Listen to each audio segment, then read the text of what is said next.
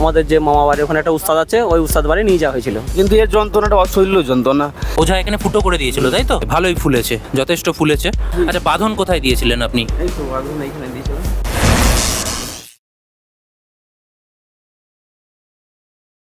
নমস্কার বন্ধুরা, আশা করি যে যেখান থেকে ভিডিওটা দেখছেন সবাই খুব সুস্থ আছেন, ভালো আছেন। সকল দর্শক বন্ধুদেরকে স্বাগত জানাচ্ছি। আমি শাশ্বত ঘোষ, আপনাদেরকে ওয়েলকাম করছি স্নেক সেভার ব্রাদার্স ইউটিউব চ্যানেলে। বন্ধুরা দেখতে পাচ্ছেন আজকে আমি রয়েছি বেথুয়াডহরি রাজ্য সাধারণ হাসপাতালের কম্পাউন্ডে। পুরো ভিডিওটা দেখতে থাকবেন। ভিডিও কিন্তু স্কিপ করলে অনেক ইনফরমেশন আপনি মিস করে যাবেন। আজকের ভিডিওটা ব্যাপক ইম্পর্টেন্ট হচ্ছে, নিজেও দেখবেন এবং আরও 5টা-10টা বন্ধুকে দেখার সুযোগ করে দেবেন। ভিডিওটা শেয়ার করবেন, প্রচুর পরিমাণে শেয়ার করবেন। তাহলে কি আমাদের গ্রাম বাংলায় যে সমস্ত সাপের কামড়ে মারা যাওয়ার ঘটনাগুলো ঘটে, কিভাবে ঘটে, তার জলজ্যান্ত দৃষ্টান্ত হতে চলেছে আজকের এই ভিডিওটা। সাপের কামড় দেখতে পাচ্ছেন, আমিও এক পেশেন্টই বলা চলে, সেখান থেকে বেঁচে ফিরে এসেছি। এবং আজকে আর একটা স্নেক বাইটের পেশেন্ট। বন্ধুরা, পেশেন্টের সাথেও কথা বলবো, পেশেন্টের সরাসরি অভিজ্ঞতা আপনারাও শুনবেন। তার আগে শুনে নেব যে পেশেন্টের বাড়ির লোকের কাছ থেকে ঠিক কি হয়েছিল। আপনার নামটা বলুন। আমার নাম গোষ্ঠ ঘোষ, ঠিকানা? গ্রাম নিশ্চিন্তপুর, পোস্ট অফিস মদনডাঙ্গা, নাকাশিপাড়া, নদিয়া থানা নাকাশিপাড়া, নদিয়া জেলার মধ্যেই এটা একটা গ্রাম। বন্ধুরা, আপনি বাড়িতে ছিলেন, আপনার ভাইয়ের সাথে হয়েছে ঘটনা? আমার ভাইয়ের সাথে হয়েছে ঘটনাটা, কিন্তু আমি তখন বাড়িতে ছিলাম না। আচ্ছা। তারপরে আমি যখন বাড়িতে না থাকার পর আমি যখন সকাল বাড়ি আসি, সকালবেলায় ওখানে কিন্তু একজনকে ওষুধ বাড়ি নিয়ে যাওয়া হয়েছিল অন্য জায়গায়। কিন্তু তারপর সকালবেলা যখন আমি বাড়ি আসি তখন বলে যে এরকম এরকম অবস্থা। তা সঙ্গে সঙ্গে ওখান থেকে আমাদের যে মামা বাড়ি ওখানে একটা উস্তাদ আছে, ওই উস্তাদ বাড়ি নিয়ে যাওয়া হয়েছিল। উস্তাদ? হ্যাঁ, উস্তাদের কাছে যাওয়া হয়েছিল। এবং উস্তাদের কাছে যাওয়ার পর কি হলো? এবার যাওয়ার পর ওখানে ওষুধ খাওয়ানো হয়েছিল, মানে গাজরা টাইপের ওষুধ খাওয়ানো হয়। কিন্তু খাওয়ানোর পর উনি মানে তখন সুস্থ, পুরো সুস্থ একদম। আচ্ছা। কিন্তু মানে ঘটনাটা ঘটেছে কালকে সন্ধ্যাবেলায়? হ্যাঁ। উস্তাদের কাছেও সন্ধ্যাবেলাতেই যাওয়া হয়েছিল? আজকে সকালে যাওয়া হয়েছে উস্তাদের কাছে। আজকে সকালে গেছে? হ্যাঁ, মানে অতটা রাতে কোনো সমস্যা হয়নি, কিন্তু সকালবেলা মানে খুবই মানে যন্ত্রণাটা আরম্ভ বেশি হয়েছে। পাশ ফুলতে শুরু করে সকালবেলায়। আচ্ছা। উস্তাদ বাড়ি থেকে আসার পর 2 ঘন্টা 2.5 ঘন্টা পর মোটামুটি তখন উনি বমি করে। আচ্ছা। আচ্ছা, বমি করে যখন, মানে তখন হালকা একটু রক্ত বার হয়। আচ্ছা। এইবার সকাল থেকে খাওয়া ছিল না, হয়তো কি কারণে হয়েছে সেটা জানি না, কিন্তু ওই ব্লাড যখন একটু হালকা বার হয়েছে সেটা দেখে তখন ওনারা বললো যে এক কাজ করো, তোমরা আমাদের তো মতন আমরা দেখলাম, তাহলে তোমরা কাজ করো, তোমরা হসপিটালে নিয়ে যাও। আচ্ছা, মানে ওঝাই পরামর্শ দিল যে হসপিটালে নিয়ে যাও, ওখানে একবার রক্তের রিপোর্টটা চেক করে দেখলে তোমরা তো ভালো হবে। আচ্ছা। হ্যাঁ, তাহলে এমন অবস্থায় আমরা এখানে নিয়ে আসি। দিয়ে ক ঘন্টা হলো হসপিটালে এনেছেন? হসপিটালে এসেছি মোটামুটি 3টে নাগাদ। মানে আজকে বিকেল 3টে নাগাদ, এখন বাজতে চলছে 7টা, মানে 4 ঘন্টা হয়েছে পেশেন্ট হসপিটালে এসেছে। ব্লাড টেস্ট হয়েছে, ব্লাড টেস্ট নিয়ে মানে ব্লাড কালেক্ট করার পর ডাক্তার কি বলেছে? 20 মিনিট রাখার পর যে টেস্টটা হয়, তারপরে ম্যাডামকে দেখালাম। তা ম্যাডামকে দেখানোর পরে বলে ভয়ের কোনো কারণ নেই। ভয়ের কোনো কারণ? হ্যাঁ, তা যেভাবে সেলাইন চলছে ওইভাবে চলুক। বেশ। তো বন্ধুরা, পেশেন্টের ফ্যামিলির কাছ থেকে ঘটনাটা শুনলাম। এবার আমরা সরাসরি চলে যাই পেশেন্টের মুখ থেকে, আমরা শুনবো যে অ্যাকচুয়ালি ঘটনাটা ঠিক কি ঘটেছিল। দাদা, তোমার নামটা বলো। রামপ্রসাদ ঘোষ। এই যে সাপের কামড়ের ঘটনাটা কখন হয়? এটা কালকে আমি রাত্রে সন্ধ্যার দিকে আমাদের সাইডে, রাস্তার সাইডে আমি বাইক থুয়ে নিচে নেমেছি। তা ওখানে যখন নামার সময়তেই পাটা কিসে মনে হলো জ্বললো, কিছু কামড়ালো। তারপরে ডাঙায় উঠে তারপরে দেখছি যে এরকম দাগ কিছু। আচ্ছা। তারপরে সেই থেকেই জ্বালা করছে। মানে কালকে সন্ধ্যাবেলায় ঘটে? মাঠে ছিলে? হ্যাঁ। মাঠে কি কাজ করছিল? মাঠে গরু নিয়েছিলাম ওখানে। আচ্ছা। তো যখন এই জিনিসটা হলো সঙ্গে সঙ্গে কি মানে সেখানে কি সাপ দেখা গেছিল? না, দেখতে পাইনি তো, বাকি খুব জ্বলুনি। কিন্তু জঙ্গল তো, জঙ্গলে ওখানে সাপ নিশ্চয়ই আছে, আমার এরকম মনকে বিশ্বাস। তুমি বুঝলে কি করে যে সাপে কামড়াতে পারে? সাপে কামড়াতে পারে বলতে আমি যখনই ডাঙায় আসলাম, আসার সাথে সাথে আমার পাটাতে দেখেছি। আর এমনি কেটিকুটি গেলে পারে তার একটা আলাদা রকম যন্ত্রণা বা অন্য কিছু থাকে, কিন্তু এর যন্ত্রণাটা অসহ্য যন্ত্রণা। তারপরে লাইট মেরে দেখার পরেই দেখছি ওই জায়গা দুটো এরকম পুনিছে ছুঁচ দিকে ঢুকিয়ে দিয়েছে। আচ্ছা। 2 জায়গা দিয়ে রক্ত বার হয়েছে। আচ্ছা। আমার বন্ধুরা ছিল, ওরা আবার চাপ মেরে দেখলো জায়গাটা, দেখে হালকা রক্ত বার হয়েছে। ওরা তখন বললো যে সাপই কামড়েছে তোমাকে রাতে। আচ্ছা, তো কালকে সন্ধে মোটামুটি কটা নাগাদ এই ঘটনাটা ঘটে? ওই 7টা 7:30। কালকে সন্ধেবেলা 7টা, আর আজকে মোটামুটি সন্ধ্যে 7টাই প্রায় বাজতে চলছে, এখন 6:45 বাজে। তো এই 24 ঘন্টার মধ্যে তুমি কি করলে? এখানে এসেছো কখন? এই হসপিটালে ভর্তি হয়েছো কখন? এখানে এসেছি দুপুরের দিকে, তা সকালে তো বাকি আমার পা ভালো ছিল, কোনো অসুবিধা বুঝিনি। মানে কালকে সন্ধ্যাবেলায় সাপে কামড়েছে, আজকে দুপুরে তুমি হসপিটালে এসেছো, তাই তো? এর মধ্যে কি আর কিছু করেছো তুমি? না, এর মধ্যে আর কিছুই করিনি। মানে কোনো ওঝার কাছে যাওয়া বা ওদের কাছে যাওয়ার বলতে গ্রামে একজন সাইডে ছিল, তার কাছে গিয়েছিলাম। তা সে দেখেছিল, তো সে হসপিটালের কথাই বলেছিল। আচ্ছা, ওঝার কাছে গিয়ে কি করলেন? ওখানে কি হলো? ওখানে ও দেখলো, বললো যে আমি হাত চালিয়ে একটু দেখি। হ্যাঁ। দিয়ে তারপরে দেখার পরে ও বললো যে না, তুমি ডাক্তারের কাছে চল যাও। ওখান থেকে কিছু খাওয়ায়নি? হ্যাঁ, ওখানে ওষুধ ওদের মতো ওনারা যা খাওয়ার তাই একটু কি খাই। কি কি খাইয়েছিল? সেটা আমি দেখিনি, গাছের ওষুধ কি জানি আমি বুঝতে পারবো মানে গাছরা টাইপের, শেকড় টাইপের? আমি খেয়ে নিয়েছি। আচ্ছা আচ্ছা। আর তাছাড়া আদার্স আর কিছু খাইনি। থালা না না না, ওসব কোনো কিছুই করেনি। ওগুলো কিছু করেনি? না, কিছুই করেনি। শুধু ওষুধটা খাইয়ে দিয়েছে, আর এখানে বাঁধা ছিল, বাঁধনটা খুলে দিল, আর এই পায়ের এই মাথাটাই আঙুলের এইখানটা এক জায়গায় কেটেছিল তিনি। আচ্ছা দেখুন, এই জায়গাটা মানে কি ওঝা কেটেছিল, তাই তো? ওঝা এখানে ফুটো করে দিয়েছিল, তাই তো? আচ্ছা আচ্ছা। তাছাড়া উনি আর কিছু। আচ্ছা, বাঁধন কোথায় দিয়েছিলেন আপনি? এই তো বাঁধন এইখানে দিয়েছিলাম। এখানে। বন্ধুরা দেখতে পাচ্ছেন এই জায়গায় কামড় হয়েছে এবং এই জায়গায় আপনি বাঁধন দিয়েছিলেন, তাই তো?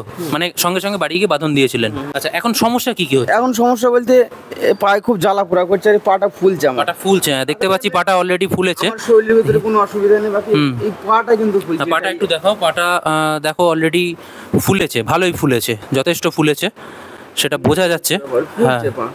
হ্যাঁ। তাছাড়া কিছু অসুবিধা নেই। মানে আর কোনো সমস্যা, শ্বাসকষ্ট না। বা ঢোক গিলতে বা কথা বলতে? ওসব কোনো প্রবলেম নেই আমার, নেই। শুধু আমার এইটুকুই যন্ত্রণা, মানে জ্বালা যন্ত্রণা একটু করছে। আচ্ছা, শুধুমাত্র পাটাই ফুলছে, আর কোনো রকম কোনো সমস্যা এই মুহূর্তে হচ্ছে না তোমার? বেশ, ঠিক আছে। তো আমি বলবো যে তোমার যদি স্নেক বাইটও হয়ে থাকে, কোনো একটা হয়তো ছোটোখাটো সাপই কামড়েছে, হ্যাঁ, ভয়ের কিছু নেই, যেহেতু 24 ঘন্টা পেরিয়ে গেছে, তো চিন্তা করার কিছু নেই, ঘাবড়ানোর কিছু নেই, নিশ্চিন্তে থাকো। স্যালাইন চলছে, তাই তো? অ্যান্টিভেনাম এখনও চলেনি? তার মানে অসুবিধা নেই, মানে এমন কিছু ভয়ের কিছু নেই, ওই কারণে অ্যান্টিভেনাম এখনও চলেনি। তো যাই হোক, এই দাদার সাপের কামড় হয়েছে বন্ধুরা। মনে হচ্ছে যদি সত্যি সত্যি সাপে কামড়ে থাকে, হয় নির্বিষ অথবা বিষধর, যদিও হয় হয়তো খুব সামান্য বিষ গেছে, যে কারণে হয়তো পাটা একটু ফুলছে। যদিও এখন অ্যান্টিভেনাম পড়েনি, 24 ঘন্টা হয়ে গেছে, তার মানে একটা বাঁচোয়ার জায়গা, যে ভয়ের কিছু নেই, ঠিক আছে? তো নিশ্চিন্তে থাকো, হ্যাঁ, চিন্তা করার কিছু নেই, ঠিক হয়ে যাবে। বন্ধুরা, বারবার সতর্ক করি, প্রত্যেকটা ভিডিওতে সতর্ক করি, সতর্ক করার পরেও তার নমুনাটা দেখুন। মানে সাপ সম্পর্কে আতঙ্ক, সাপ সম্পর্কে কুসংস্কার, সাপ সম্পর্কে অন্ধবিশ্বাস ঠিক কতটা গভীরে লুকিয়ে আছে, তার আরও একটা জলজ্যান্ত প্রমাণ হতে চলেছে কিন্তু আজকের এই ভিডিওটা। কতগুলো পয়েন্ট আপনারা নোট করবেন, পেশেন্টের ফ্যামিলি প্লাস পেশেন্ট দুই তরফ থেকেই আমরা যেটা শুনলাম। ফার্স্ট হচ্ছে, যে জায়গাটায় কামড়েছে সাপ, যদিও সাপ দেখা যায়নি, ওনারা গেস করছেন, অন্ধকারে ছিল, স্বাভাবিক, সবসময় সাপ কিন্তু দেখা যায়ও না।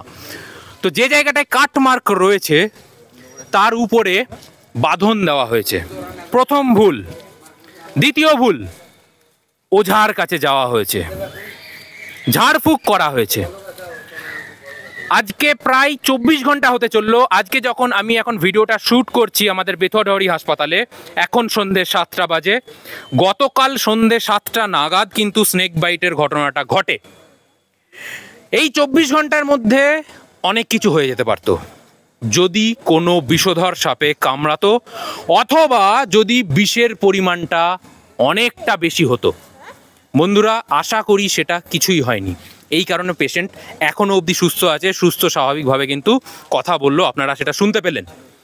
তো এখান থেকে আপনাদেরকে আমি সতর্ক করছি যে যদি এটা বিষধর সাপের কামড় হতো এবং যদি এটা চন্দ্রবোরা সাপের কামড় হতো, যে কারণে কিন্তু পাটা অলরেডি ফুলেছে, আমি মনে করছি হয়তো এক্ষেত্রে ছোটোখাটো চন্দ্রবোরা কামড়েছে, মানে চন্দ্রবোরার কোনো বাচ্চা হতে পারে, বা যদি বড়ও হয় বিষ ঢালতে পারেনি, সামান্য, খুব সামান্য হয়তো বিষ গেছে, যে কারণে পাটা হয়তো হালকা ফুলেছে।